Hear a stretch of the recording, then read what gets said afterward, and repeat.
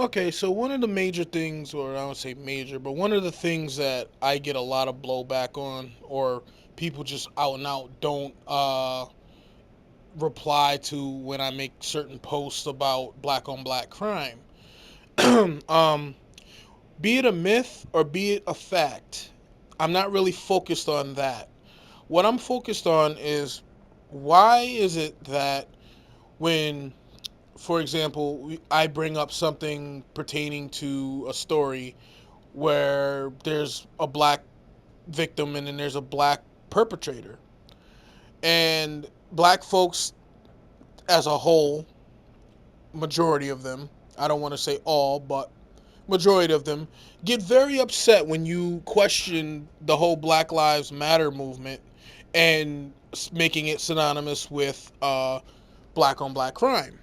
Now, I've looked at some of the statistics and um, and seen where it says that every race or ethnic group tends to have a lot of violence among themselves, especially if they're pretty much secluded, or it's not the word I'm looking for, but pretty much they're gathered together. They're the same ethnicity, are pretty much all in one location. They're gonna have a higher crime rate as opposed to there being maybe a multi mixture of cultural community. So, anyways, that all that being said and all that being put aside, why is it that it's so almost blasphemous to talk about black on black crime, especially in black neighborhoods, where typically you see on a daily basis that there is usually a black perpetrator and a black victim? Be it a murder, be it a robbery, be it a stabbing, typically there is a black face involved in black communities, right? That would make sense. So when I or others bring up the fact that you can't really take Black Lives matters seriously, because basically, let's just call it what it is. It was established by um, two white women who are lesbians, right? So they were established not even by black folks. So how can you take a movement serious that was not even established by black folks? The same thing could go for the NAACP. If you look at the original founders of the NAACP, they were all white. Something like the first 6 or 7 presidents of that group association was all white. So how can you take the advancement of colored people serious when colored people didn't even start it? And this is the thing that it goes on deaf ears, because black folks want to hear um, they want to hear goodly things. They want to hear things that make their ears tingle. They want those sweet words, that honey buttered bread words, that just melts uh, on your tongue or in your ear when you hear it. They don't want the bitter, jagged truth, which is black lives can't possibly matter if black people are taking black lives. And you can and when I saw that stat where it said that every ethnic group tends to have a high, I don't really care about how many the percentage of white folks killing white folks. I'm not white, right? I don't live in a white neighborhood and I'm not white. My only concern is for the black community, which my children are going to eventually have to grow up in. They're going to have to be in it and submerged in it and marinated in it. They're growing up in it. They're going to be around black folks. So at the end of the day, shouldn't we want a low rate of murder amongst us?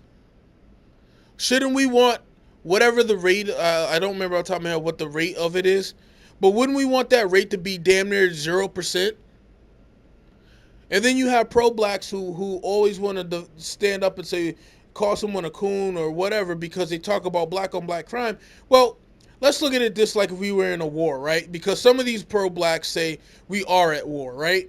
They say that we're at war with white folks, we're at war with Asians, we're at war with everybody. Everybody want to kill us, everybody want to see us die and suffer. Okay, so if we have an army and we're at war with other nations or other groups of people, and then we're dying at the hands of other armies, national armies, and we have people killing each other in our own barracks, wouldn't that be something that needs to be raised up as a concern?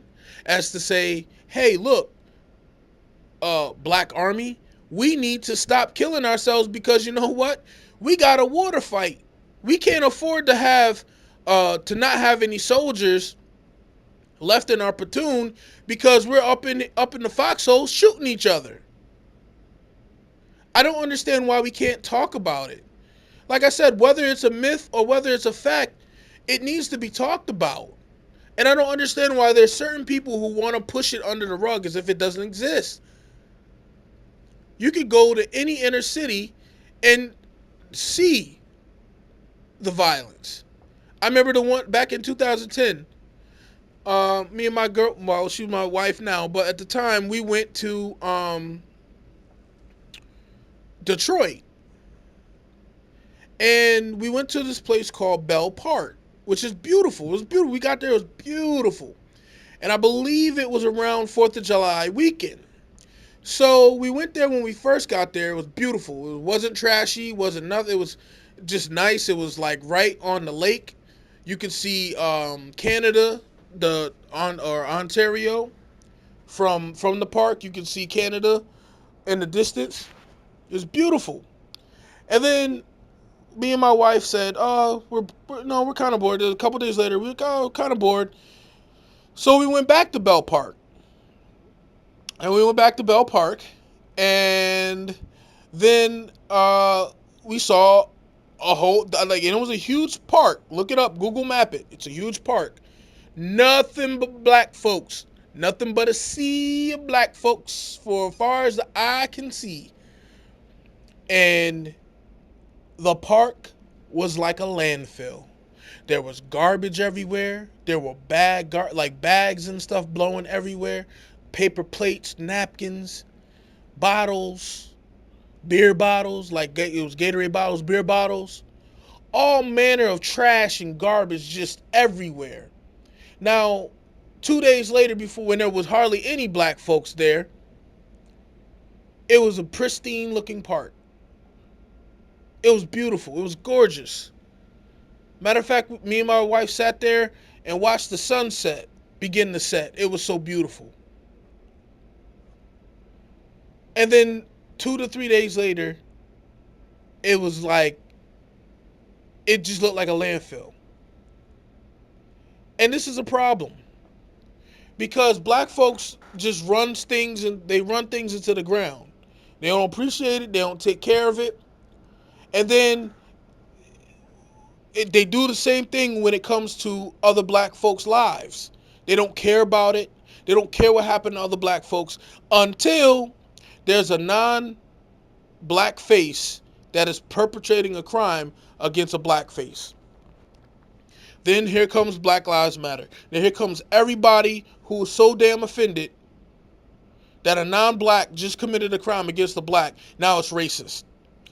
But you never hear the same people crying about racism when there's a black perp and a non-black victim. So as long as it's another black face perpetrating a crime and a victim whose black face is perpetrating the crime, check. That's okay. If it's a black perpetrator and a non-black victim, that's okay. Check. If it's a non-black perpetrator and a black victim, then hold up. We got to stop the damn press. Something's not right here. This is racism. This is we're going back 200 years now. You know, this non-black, that when that white boy shot up the church with all the black folks up in there. Oh, now we done gone back 200 years now. It's just like it was during segregation. It's just like it was during post-Reconstruction.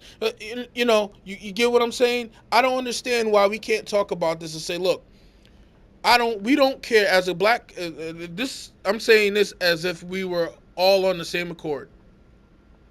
We as a black community do not care what the murder rates are among Asians, among whites, among Hispanics, among any other group in this country. But we as black folks care about having the murder rate among our own being damn near negative to zero. That's what we care about. We care about trying to establish businesses in our own community. Because, see, let me tell you something. For as much as black folk cry about how the government's racist and this and that, we can come together and wait in line to spend money, but we can't come together, put our money together, and build up our communities and build up businesses and build up wealth for our future generations by establishing our own businesses and then patronizing our own businesses. That's on us. Whether you want to blame slavery for the distrust or whatever you want to call it, at the end of the day, when you look at it, it is our fault for not coming together and building something for our future generations. That's our fault. As a community, that's our fault.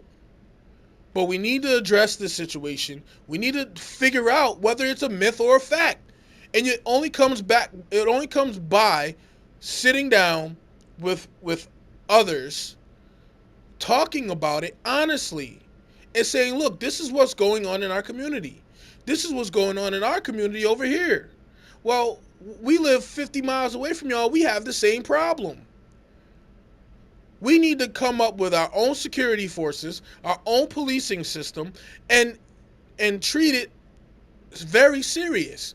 This is our global community, and we're not going to allow the decadent of our community to dictate how the community is observed. We will take matters into our own hand and protect our community, protect our women, and protect our children. This is what I'm talking about when I question whether Black lives do matter, whether this is a legitimate group. Because if you can come out when it's a non-black perpetrator against a black face, you can come out and be all pissed off and interrupt presidential campaigns, which you didn't pay for. You can come out and do all this stuff, but then you can't do nothing. You're quiet as kept when it comes to the violence in Chicago, the violence in Detroit, the violence, the violence in LA, the violence in New York, the violence in every major inner city in this country. If you can't come out and be just as outraged about that, then you're disingenuous. And I don't believe a damn thing that you say.